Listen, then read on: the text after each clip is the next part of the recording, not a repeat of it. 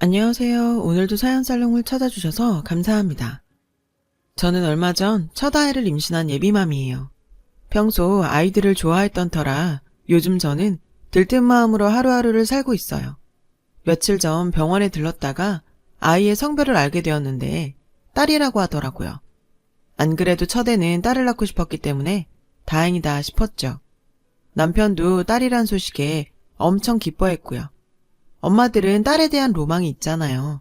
저도 마찬가지예요. 물론 제 마음대로 키울 수는 없겠지만 그래도 딸을 낳으면 이건 꼭 해보고 싶다고 생각했던 것들이 있거든요. 예를 들어 커플룩이요. 딸아이와 같은 옷을 입고 다니면 얼마나 좋을까 상상만 해왔는데 이제 그 꿈을 실현할 수 있게 돼서 얼마나 신이 나는지 몰라요. 그리고 기대하는 게 하나 더 있어요. 딸아이한테 웨딩드레스를 물려주려고요. 아직 태어나지도 않은 딸한테 무슨 웨딩드레스냐고 하시겠지만 저에게는 특별한 사연이 담긴 웨딩드레스가 한 벌 있거든요. 보통 결혼할 때 우리나라는 웨딩드레스를 대여해서 입잖아요. 물론 솜씨 좋은 신부들은 직접 만들어서 입기도 하지만 흔한 경우는 아니니까요. 다행히도 저는 오직 저만을 위한 웨딩드레스를 선물로 받았어요. 디자이너가 제 체형과 얼굴, 몸에 맞게 직접 디자인해서 만들어주셨죠. 저는 아직도 그 웨딩드레스를 옷장에 고이 간직하고 있어요. 그렇다고 제가 부잣집 딸이거나 능력이 있어서 그런 귀한 선물을 받은 건 절대 아니에요. 다만 살면서 얻은 소중한 인연들이 제게 큰 힘이 되어주었을 뿐이죠. 사실 제가 잘했다기보다는 착하게 살아오신 부모님 덕분이죠. 어릴 때 저는 평범한 가정의 첫째 딸로 태어났어요.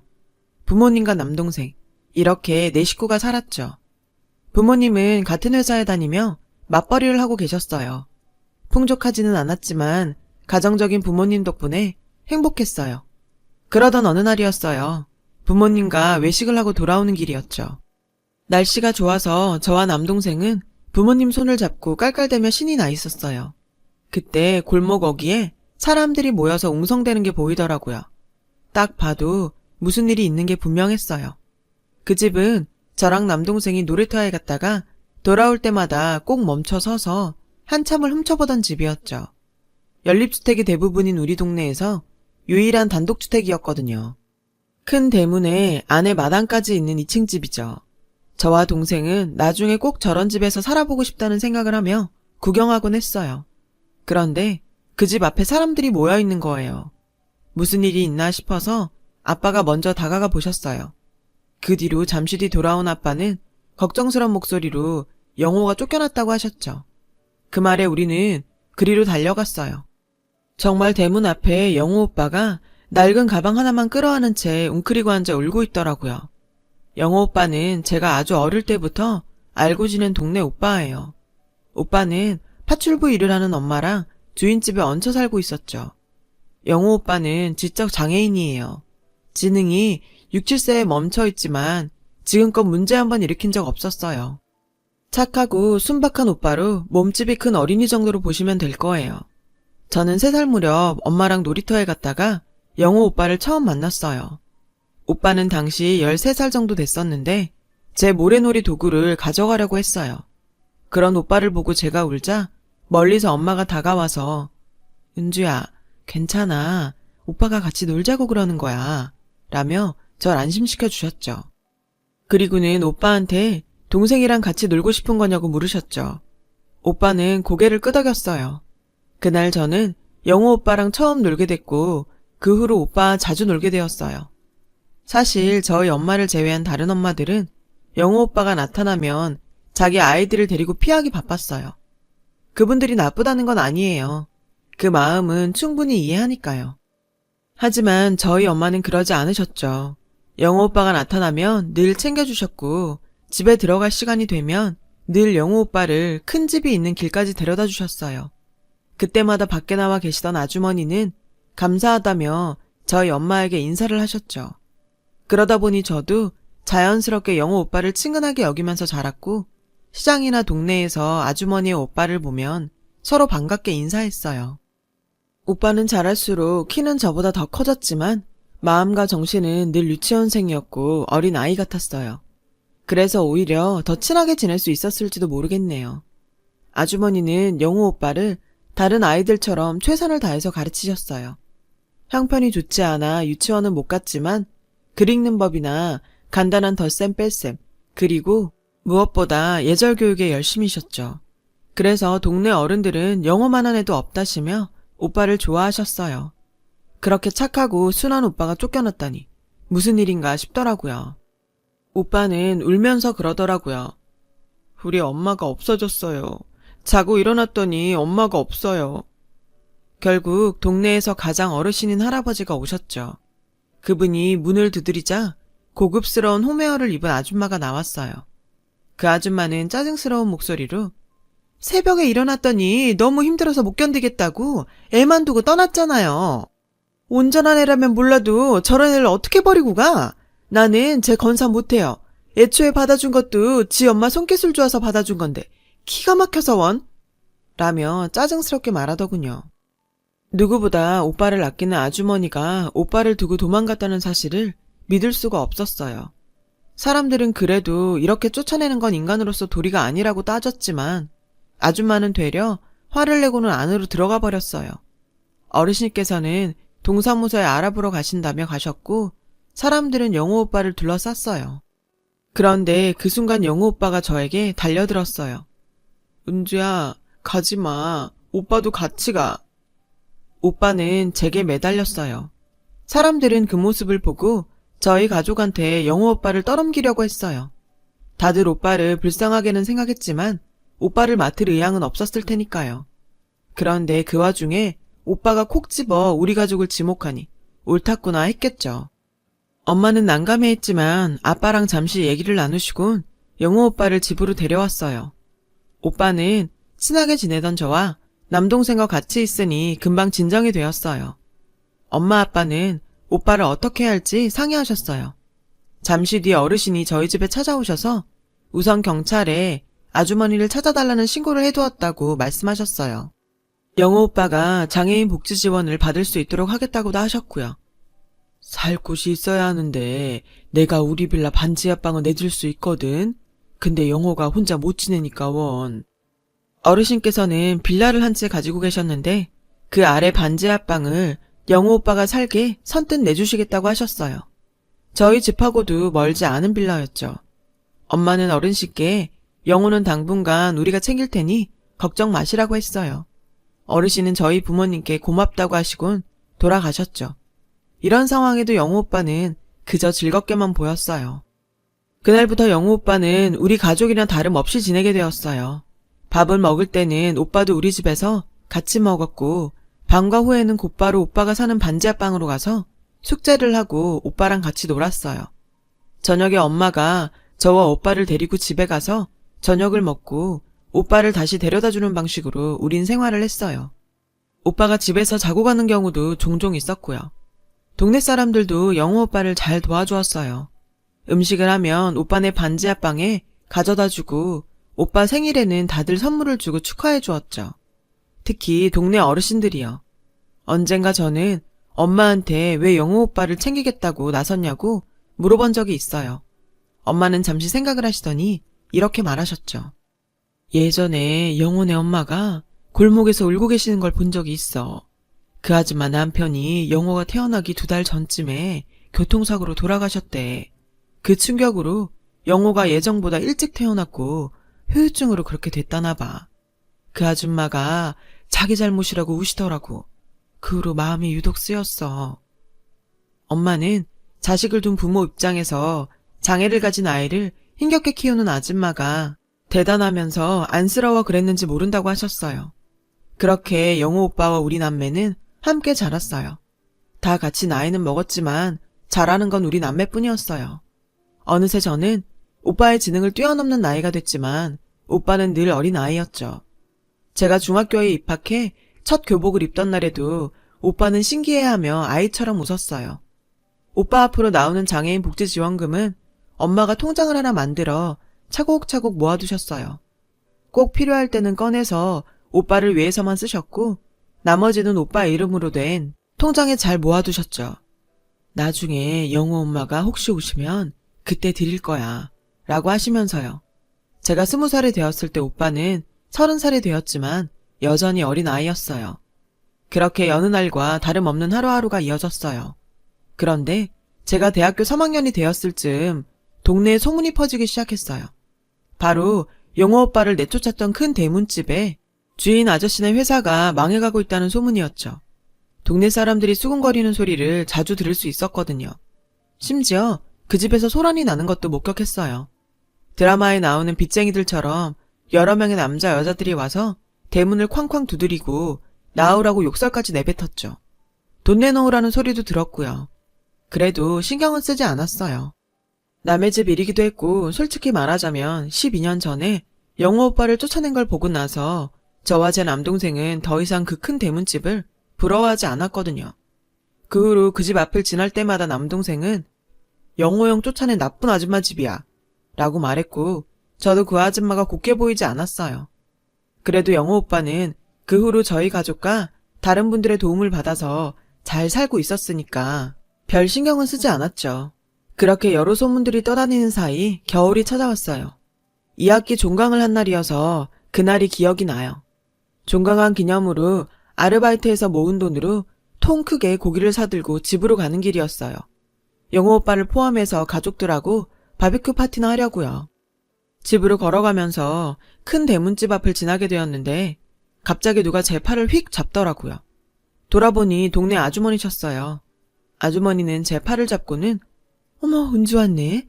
세상에 저 꼴 좀 봐라. 라고 하시며 끌고 큰 대문집 앞으로 데리고 가셨어요. 가보니 큰 대문집 앞에는 사람들이 모여 있더라고요. 오래전 영호 오빠가 버려지던 날처럼요. 큰 대문은 활짝 열려 있어서 그 넓은 마당이 훤히 보였습니다. 그런데 마당에 놀라운 광경이 펼쳐져 있었어요. 바로 영호 오빠를 냉정하게 내쫓았던 그 아줌마가 무릎을 꿇고 있었어요. 심지어 두 손을 가지런히 모으고 빌기까지 하고 있더군요. 잘 들리지는 않았지만 내가 잘못했다고 하는 것 같았죠. 아주머니는 신이 나서 제게 말했어요. 너희 엄마 복받게 생겼다. 저 양반이 저렇게 돌아올 줄 누가 알았겠니? 아주머니 말에 저는 고개를 쭉 빼고 안을 들여다보았어요. 그랬더니 무릎 꿇은 아줌마 옆에 한눈에 봐도 고급스러운 투피스 정장을 입은 여사님 한 분이 서 계시지 뭐예요. 저분이 누구세요? 무슨 일인데요? 하고 물으니 동네 아주머니는 모르겠니? 하긴 나도 몰라봤으니까. 저 사모님이 그 양반 아니야. 여기 옛날 파출부 하던 영호 엄마. 저는 너무 깜짝 놀랐어요. 제 기억 속 오빠네 아주머니는 늘 머리를 질끈 묶고 일하기 편한 몸빼바지와 늘어진 티셔츠를 입고 계셨거든요. 머리를 우아하게 올리고 고급 정장을 입고 계셔서 못 알아보겠더라고요. 힘들어서 오빠를 두고 떠났다던 분이 어떻게 저런 모습으로 돌아왔는지 알 수 없었어요.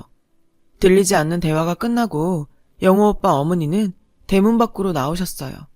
사람들은 그 기세에 아무 말도 못하고 물러났는데 제 팔을 잡으신 아주머니가 외치셨어요. 영호 엄마, 아까 나한테 물어봤던 영호 걷어준 그 댁 딸이야, 은주. 그 말에 오빠 어머니는 걸음을 멈추시더니 제게 오셨어요. 그리고는 제 손을 덥석 잡으셨죠. 은주니? 은주구나. 아주머니는 저를 꼭 끌어안았어요. 그리고는 흐느껴 우시더라고요. 어깨까지 들썩이며 우시는 아주머니를 우선 저희 집으로 모셔갔어요. 집에는 부모님만 계셨고 남동생은 영호 오빠네 반지 앞방에 놀러간 상태였죠. 엄마 아빠도 오빠네 어머니를 알아보지 못했어요. 오빠네 어머니는 울음을 터뜨리시면서 엄마 아빠 앞에 무릎을 꿇으셨어요. 엄마 아빠는 당황한 표정이었죠. 제가 선생님들께 정말 평생 갚지 못할 은혜를 입었습니다. 정말 죄송하고 감사합니다. 영문을 몰라하는 부모님한테 저는 영호 오빠 어머니라고 말했어요. 놀란 엄마랑 아빠는 입이 떡 벌어졌어요. 세상에, 아니 아주머니 이게 어떻게 되신 거예요? 도대체 어디 있다가 이제 오신 거예요? 옷차림은 또 어떻게... 엄마는 오빠 어머니를 일으키시고 소파로 앉혀드렸어요. 아빠는 커피를 내오셨고요. 그 후로도 오빠 어머니는 한참을 우시다가 겨우 진정하셨어요. 그리고 이야기를 시작하셨죠. 제 꿈이 언제나 영호 늙을 때까지 죽지 않고 사는 거였어요. 그런데 어느 날 건강검진 받으라고 통지서가 온 거예요.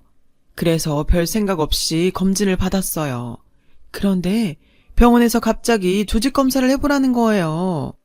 결과가 나왔는데 암이라는 거예요. 췌장암이라고요. 치료받아도 생존율이 25%라는데 그 소리를 듣고 억장이 무너지더라고요. 그렇게 독한 암이면 내가 언제 애 앞에서 쓰러질지 모르는데 영호 앞에서 그런 모습을 보일 순 없잖아요. 그래서 차라리 깔끔하게 죽자 싶었죠. 그래서 아주머니는 전 재산을 주인집 여자한테 주면서 아들을 부탁했대요. 키워달라는 건 아니고 좋은 시설에 보내달라고요. 보호자가 필요할 때가 있을 테니 그때 부모 노릇 좀 해달라고 말이죠. 처음엔 키워달라는 줄 알고 거절하던 주인집 여자는 시설에 보내달라는 말에 그러겠다고 했고요. 아들을 보고 가면 마음이 흔들릴까봐 새벽에 집을 나선 아주머니는 첫 차를 타고 바다로 나갔대요. 죽으려고요. 그리고 바다로 들어갔는데 눈 떠보니 병원이었대요. 알고 봤더니 그 근방에 사시는 한 분이 아주머니를 구했다고 하더래요.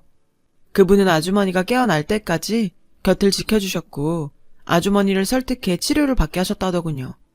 하지만 엄청난 병원비와 치료비 때문에 아주머니는 치료를 거부했고 그 모습을 본 아저씨는 혼인신고를 하자더래요. 자신은 국가유공자라서 배우자한테도 혜택이 많으니 자신을 이용해서 치료를 받으라고 말이죠. 그렇게 생명의 은인과 혼인신고를 하고 본격적으로 치료를 시작하게 된 거죠. 아주머니는 살이 20kg 넘게 빠지고 머리카락도 다 잃어가면서 항암 치료를 받고 죽을 고비도 넘겼지만 아들을 만날 생각에 꾹 참고 버텼다고 하더라고요. 그리고 드디어 완치 판정을 받았죠. 옷공장을 하시던 아저씨 권유로 양장기술을 배우게 된 아주머니는 우연한 기회에 드레스 제작을 하는 분 밑에서 일을 배우게 됐고 몇 년 전 개인 샵을 차리게 되었다고 했어요. 왜 영호를 찾을 생각은 안 했어요? 누구보다 보고 싶었을 텐데. 한참 얘기를 듣던 엄마는 야속하다는 듯 아주머니한테 물었어요. 그러자 아주머니는 분통을 터뜨렸죠. 주인집 여자가 그러더라고요. 한국은 아직 장애인 시설이 열악해서 복지가 잘 돼 있는 캐나다에 있는 시설로 보냈다고요. 거기에 친정오빠가 있어서 종종 들러보니까 걱정 말라고요. 아주머니는 고마운 마음에 지금까지 매달 얼마씩 주인집 여자한테 돈을 보냈다고 하더라고요. 그러다 얼마 전 남편분과 상의 끝에 아들을 데려오려고 그 여자한테 말했더니 연락을 끊더래요. 이상해서 직접 알아보다가 주인집 여자가 말한 시설이 존재하지 않는다는 얘기를 들었고 그래서 한 걸음에 달려왔다고요. 그랬더니 글쎄 그 옆에 내가 우리 영호를 내쫓았다고 하잖아요. 그런 짐승만도 못한 인간을 은인이라고 그동안 그렇게 고마워했더니 그러다 슈퍼집 여자한테 은주 엄마가 우리 영호를 키우고 있다고 들었어요. 그 얘기를 듣고 얼마나 고맙던지. 세상에 난 그런 줄도 모르고 10수년을 내 자식이 캐나다에 있는 줄 알고 그리워하면서 살았네요. 잠시 뒤 연락을 받고 남동생과 영호 오빠가 왔어요. 현관문을 열고 들어오던 영호 오빠는 근 15년 만에 만나는 엄마를 단박에 알아보더라고요. 엄마를 외치며 달려가 안겼어요. 원망의 마음은 조금도 없어 보였어요. 엄마, 왜 이제 왔어? 엄마, 나 이제 30살이야, 30살. 하면서 손가락 10개를 3번 접었다 펴기만 했죠. 그런 오빠를 보며 아주머니는 아이처럼 엉엉 우셨어요. 그 바람에 우리 집은 눈물바다가 되었죠. 이후 오빠 어머니가 큰 대문집을 샀어요. 돈을 주고 산 건 아니고 예전에 아들을 맡기며 주었던 전 재산과 그동안 보냈던 돈을 돌려받는 대신 집으로 받은 거죠. 이미 집을 담보로 대출이 많이 잡혀 있어서 어쩌면 손해일지도 모르지만 현재 그 집 형편이 안 좋아서 그나마도 받아낸 게 다행이라고 동네 어르신들이 그러더라고요. 처음에는 그나마도 안 나놓겠다고 뻗대는 걸 금품 착취와 사기죄로 고소하겠다고 으름장을 놓아서 계약서에 사인을 받을 수 있었어요. 오빠의 새아빠는 좋은 분이시더라고요. 그분은 초혼이라 자식이 없으셔서 영호 오빠를 호적에 올리시며 그렇게 좋아하셨대요. 그렇게 오빠는 가족의 품으로 돌아갔고 얼마 뒤 동네 잔치를 열어 동네 분들께 감사 인사를 했어요. 저희 부모님께는 큰 대문집에 사시라고 배려도 해주셨어요. 엄마 아빠는 당연한 일을 하셨다며 괜찮다고 하셨지만 아주머니 설득에 그 집에 살고 있습니다. 왕래도 자주 하고 여전히 철마다 고기며 과일을 보내주시죠. 그리고 제가 결혼을 할 때 아주머니께서 직접 웨딩드레스를 만들어주셨어요. 오직 저만을 위한 웨딩드레스였죠. 영호 오빠는 여전히 40살 어린이에요. 부모님과 함께 살다 자주 우리 집에 와선 한두 달씩 시간을 보내다 가곤 해요. 오빠는 제 딸이 태어나면 함께 놀아줄 거라고 잔뜩 기대하고 있죠. 모르긴 해도 영호 오빠는 제 딸에게도 좋은 친구가 되어줄 거예요. 인연이란 건 참 소중하잖아요. 저희 부모님을 본받아 딸아이와 함께 좋은 인연들을 만들어가며 살 수 있도록 바르게 살려고 합니다. 지금까지 제 사연을 들어주셔서 감사드려요. 여러분, 사연 댓글에 응원과 현명한 조언 부탁드려요. 좋아요와 구독은 저에게 큰 힘이 됩니다. 오늘도 좋은 일 가득하세요.